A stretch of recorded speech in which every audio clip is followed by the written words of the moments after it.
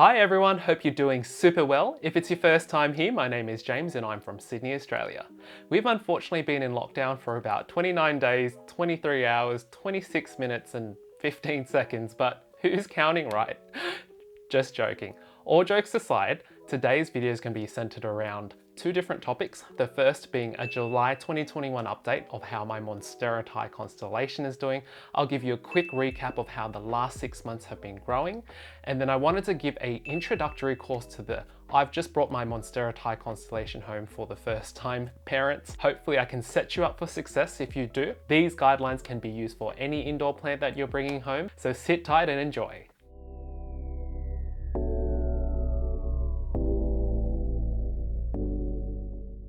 So the first ever video that I filmed for this channel was on 4 easy care tips for the Monstera Thai Constellation, and I filmed that in May 2021.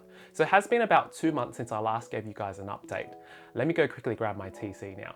Da-da-da-da!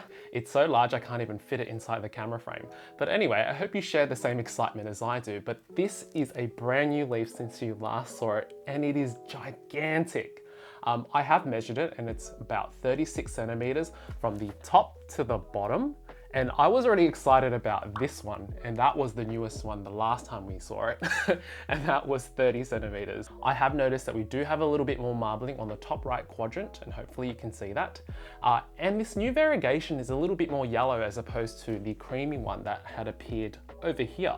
So that's quite interesting. I do think it is maybe a lot of the sunlight that I've been giving it for about 12 hours a day. So that is absolutely awesome. We've also got a fenestration hole here as well, which is the first one that has appeared on this actual plant. So that's really exciting, but yeah. It's really heavy, so I'm gonna put it down now. Hopefully you guys can still see that there, it's covering me. So here's a quick recap across the past couple of months. I first acquired it towards the end of February 2021, and here's a progress update on every single month from February, March, April, and May. So I have observed that it has slowed down around June, and it was dormant for about 2 months. I was averaging about 1 leaf per month, but I was expecting that slow growth because of a number of reasons. We were approaching winter, which obviously means that the temperatures were colder and they do thrive in warmer conditions. Secondly, I was cutting down on the fertilizer, as you should when you are in the winter season. Thirdly, the brand new leaf was 36 centimeters, meaning that it was directing most of its energy to maintain that leaf. And finally, I read from another houseplant enthusiast or expert that there can be resting periods between the growth of new leaves. He was quoting about 2 to 3 months, which he mentioned was normal. But wait, I have something really exciting to report.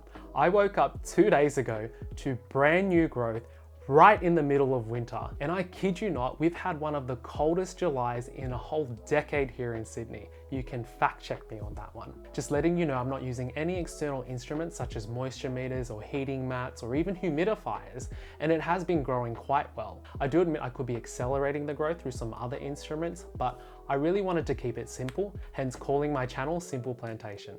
I might invest in a heating mat sometime in the future because I do know that they do benefit from warm roots. Anyway, I hope you enjoyed that segment. I'll give you another progress update in the next couple of months when it gets a little bit warmer here. Now, welcome new TC parents. Welcome to the family. I'm going to give you a step-by-step guide on what you should do if you've brought your Thai Constellation home for the first time. Remember, these tips are applicable for any indoor plant, except with the TC, I give it a little bit more TLC. Firstly, go for a precautionary wipe down. You never know how long it's been sitting in the shop front for, and also what pests it could have acquired from other plants or in its soil itself. So I usually use a diluted mix of neem oil as well as water. You could use dishwashing liquid, but make sure it's very, very diluted and wipe down the leaves just in case you have any pests that are brewing. The key thing I'm iterating here is be very, very careful because I actually broke off the leaf when I first cleaned it, and I think I expressed how sad I was in the first video that I filmed on my 4 easy care tips. Second step here is optional. Do a root check and only do it if it is absolutely safe. If you can pull the plant out without disturbing the root ball, do so and have a look and inspect the roots. I'm going to use another plant as an example, my Alocasia wenti. So here, if you just massage the side of the pot and then hold the base of the plant, you can sort of pull it out and then inspect the roots. So in this example here, if they're generally yellow and white, you've got yourself a healthy plant. If you're noticing some black roots or some mushiness, you might unfortunately have some root rot, but you will need to treat that ASAP. Hopefully you did these checks before you actually brought this home, but remember, if it is too dangerous to pull out of the pot, take a little peek underneath the drainage holes and just double check on the color of the roots there. Step 3, the good old finger in the soil check. This is to double check when the plant has last been watered. If the soil is dry, then obviously it's time to give it a water. But I strongly recommend that you only water your plants in the morning time to give it time to soak up those sun rays.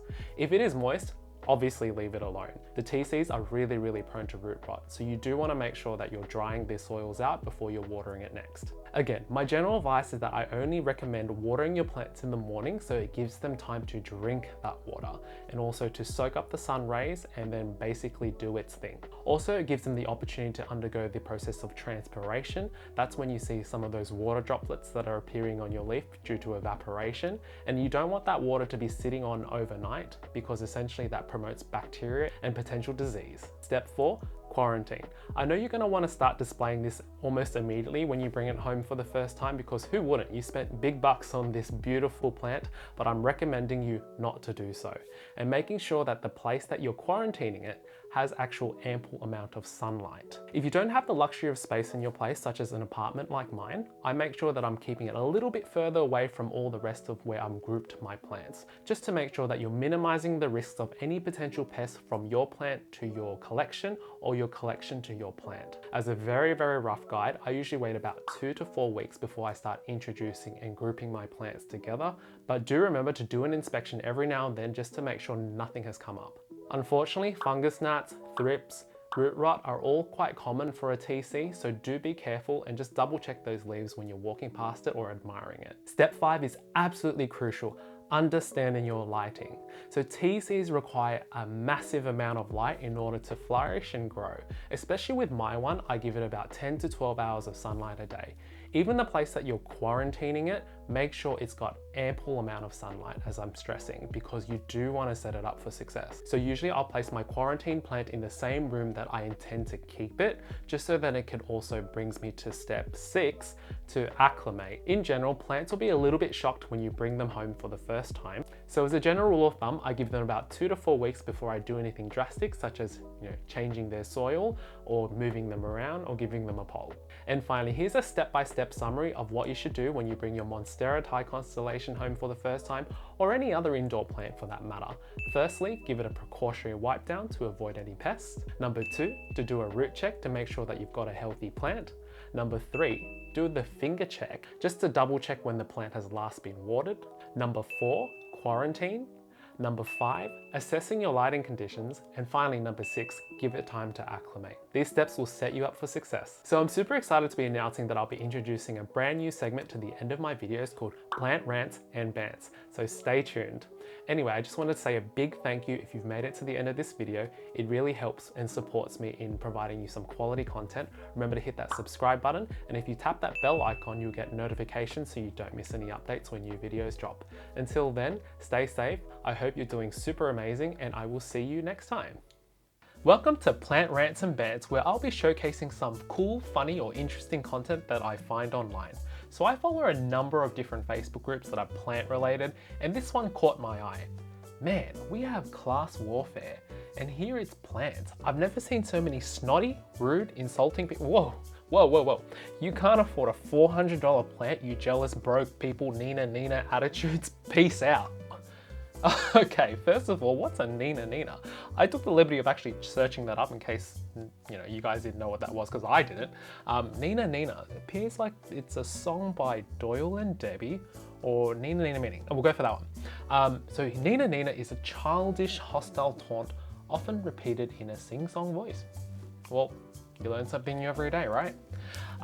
Continuing on, I have a great collection. I've never spent over $50 on a single plant. Doesn't mean I don't love your $500 Thai Constellation any less.